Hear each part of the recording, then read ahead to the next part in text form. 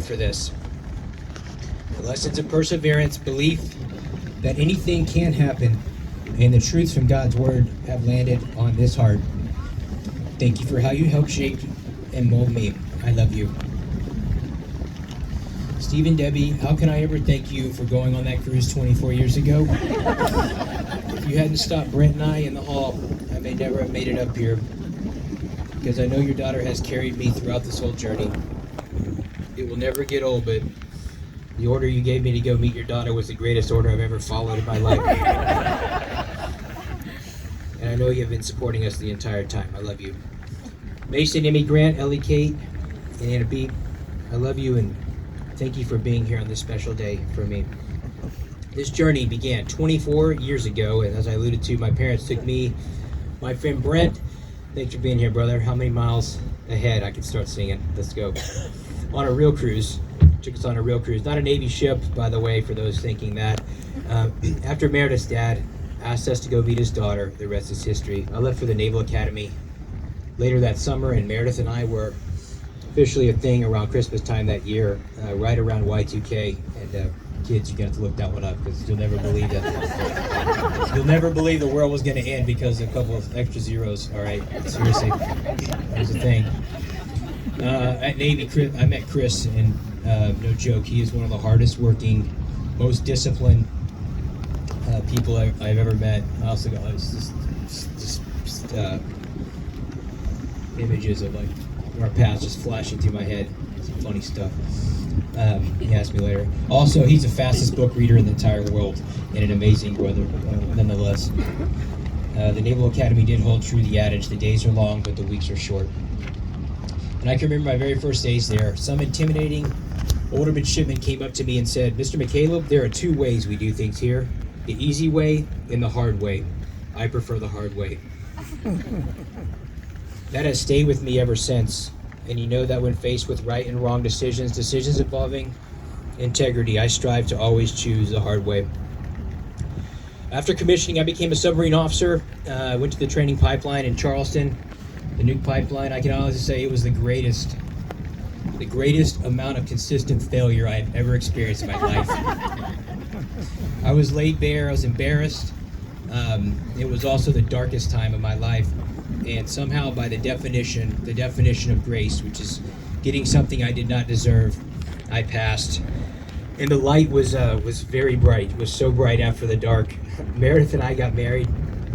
After completing my training in a brief stop in Groton later, we became part of the USS Maine family, where we met so many amazing and life-shaping families and friends. I also learned so many leadership lessons from folks like Mike Brower, my first real chief, George Norman, Mel Smith, and Brandon Schaefer. But life was not without its hardships there, as we found out that some of the tumors that I had while I was at the Naval Academy had grown back, and I was going to have them removed and go through radiation treatment. This could have ended our time in submarines, which it did, and the Navy, and even more. And it could have left us without the ability to have children. But yet again, God by His grace provided for us. And by the time I had completed radiation treatment, Meredith was pregnant with Maddox. And he was born in 2007 in Bremerton and has moved with us ever since then. Maddox, you are an amazing son, and I'm so very proud of you. You have endured so much and have sacrificed so much as a member of this family. Maddox, please come forward.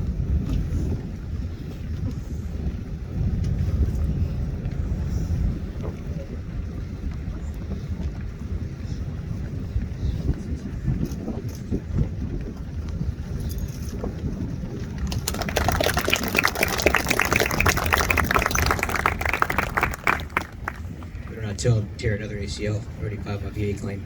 All right. Oh, my VA claim. If you know, you know. My oncologist told me that he could medically retire me immediately that point, but Meredith and I both felt that we weren't done yet. So we moved to Annapolis, and I got to go back to school with some amazing leaders like Kyle Pittman, Ben Lemming, Kenji Agawa, Mark Winter. And I was able to spend a year as a company officer there, serving with some awesome people like Senior Chief Mike Rodriguez and Gunnery Sergeant Carl Myers. And we also met some amazing families there too, like the Mass, Buellers, Robinsons, and so many others. Chris, you know those.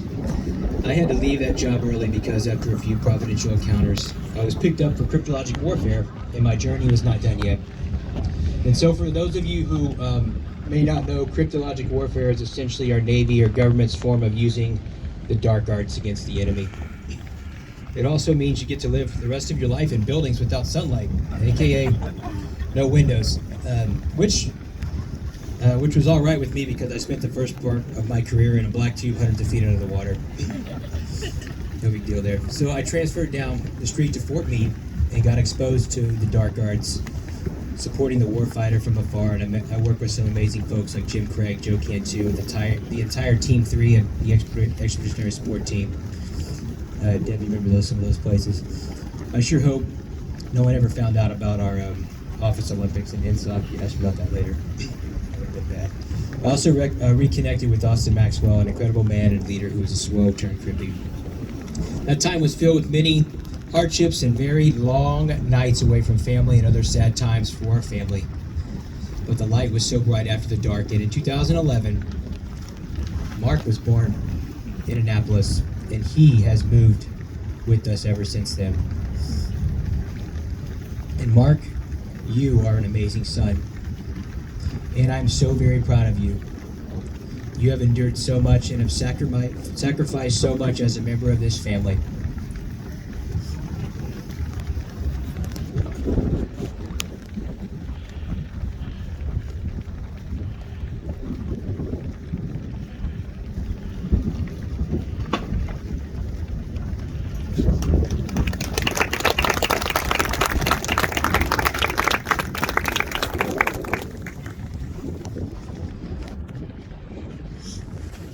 It was while I was working long nights that I learned about the Joint Special Operations Command, and I was immediately sucked in by its tractor beam. I'm so thankful that Brian Schultz gave me a shot, and I'm excited that he is one of the leaders of our community now. We moved to North Carolina and had an incredible, hard but incredible 3 years there, working with some amazing people like Gregory Dillon here, who's a legend, Jason Gerber, Frank Whitworth, Mark Kester, Josh Himes, Bob Snyder, Sean Callahan, Dee Dee Milbrand, Ed Pedinsky, and literally countless other national treasures. It was there not long after I deployed to Afghanistan that in 2014, the light shone through the darkness yet again, and Henry was born in Pinehurst, North Carolina, and he has moved with us ever since then. And Henry, you are an amazing son, and I am so very proud of you. You have endured so much and have sacrificed so much as a member of this family.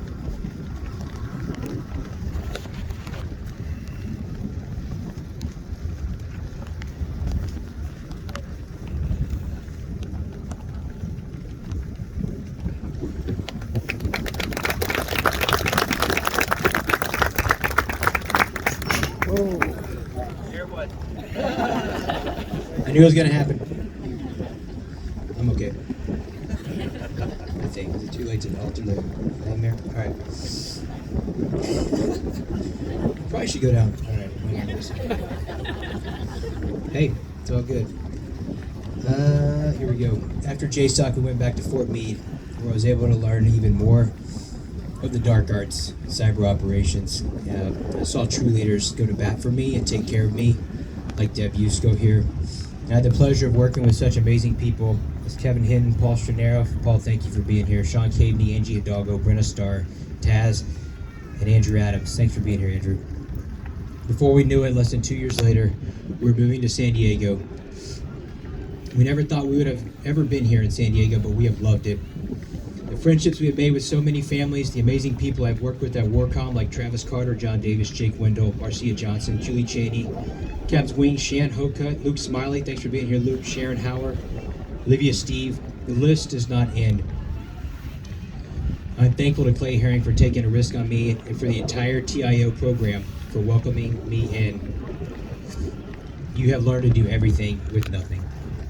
And I'm especially grateful to Admiral Ashback, Vice Admiral Green, and Vice Admiral White, and Captain Padinsky for allowing me to become Naval Special Warfare Mission Support Center Second Commanding Officer.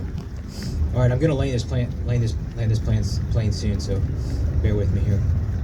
All right, MSC, every person at MSC will forever be special to me. You all are amazing. Doug, Austin, Dano, Steve, John, Ken, all the civilian crew. Christy, thank you. Thank you for helping today. Mike, thank you, brother. Dewan, awesome to see you. All the Chiefs mess. Aaron, Kip, Danny, thank you for helping today. And everyone else. And Nick, thank you.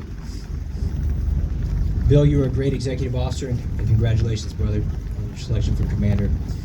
Gene, I will always consider our relationship special as commanding officer and command master chief, but also the friendship, mentorship, and accountability you have given me. I'm excited for what is next for you, Kristen and Lana.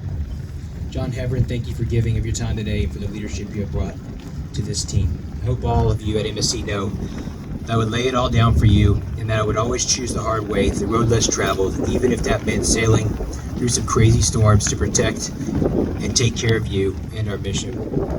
I'm especially thankful to Admiral Braswell for allowing me to be detailed to WARCOM to finish my career. I have had the best place to transition well because of people like Andrew Pence, Dick Hoffman, and Rich Witt, and the entire team in the WARCOM N5. And thank you, Rob James, for taking the time here today to help me. I also want to thank Punky, Hillary, Carl, and the rest of the Honor Foundation. Punky, thanks for being here today, for your help preparing me for my next journey.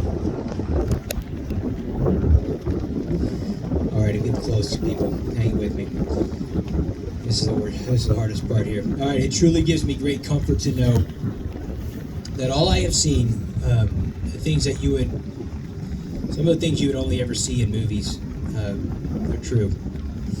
All those things are awe-inspiring, and I believe I've seen the best of the best. And I can tell all of you with confidence that someone right now is training harder than anyone in the world, and someone in the U.S. military. And I know if we are ever in trouble, they will be coming to save us.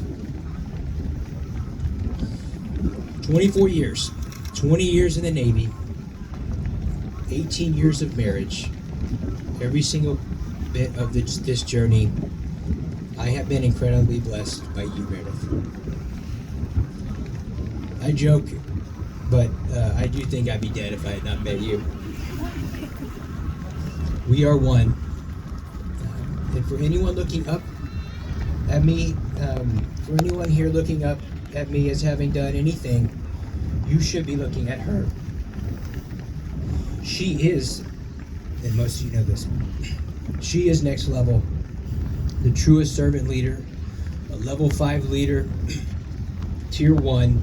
She is a master communicator, a master logistician, and a master artist, making someone such as a mess as me into something better. And none of this would have happened had we not met. You have guided our family through hard times, both when I was here and when I was gone. You have loved me unconditionally, and you have given me that which I do not deserve. You have shown me God's grace. We have moved everywhere together, and you are an amazing wife, and I'm so proud of you. You have endured so much and have sacrificed so much on this journey, and I love you with 1,000 loves.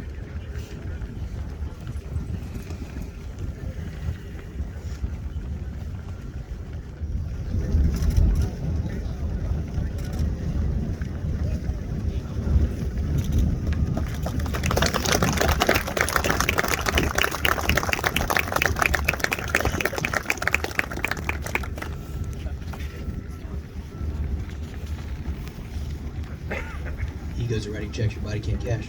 All right.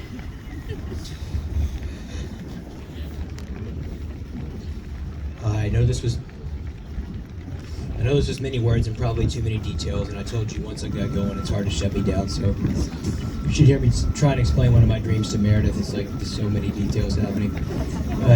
But I'll leave you with these 3 things that are some of the biggest life lessons for me from my career, the past 20 years and beyond. I first heard this quote, and a lot of you have heard this from me, especially at my command. This was from a basketball coach, Brad Osborne, 28 years ago. The most important thing is that the most important thing is the most important thing. Know your priorities and keep them. And this should be in the order of what has the most longevity remaining. This is the long game, and it should go something like this. 1, your relationship with God. 2, your family. And 3, whatever it is that you do, in that order. Don't let what you do define who you are, because it is not.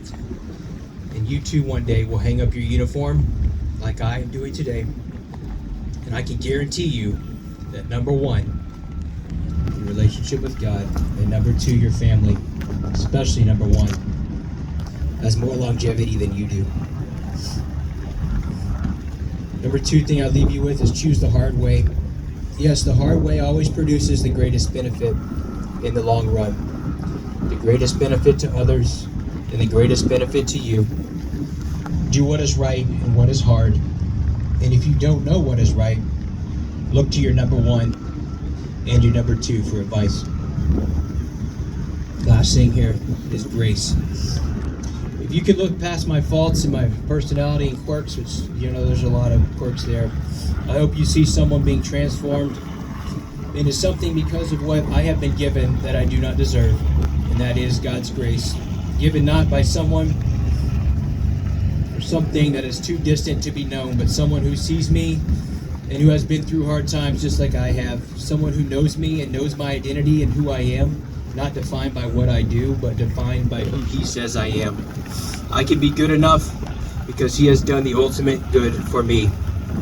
I can do all things through Christ who strengthens me. He's never promised anything would be easy. In fact, if anything, He has promised that there is no easy way. There is only the hard way. And I hope you know this is how we have made it through the hardships, the failures, the children lost before birth, the cancer, the death, the trials. He has been with us always, and He will never allow us to walk alone. Thank you, everyone. And if we can ever do anything for you or your family, you have but to ask. God bless.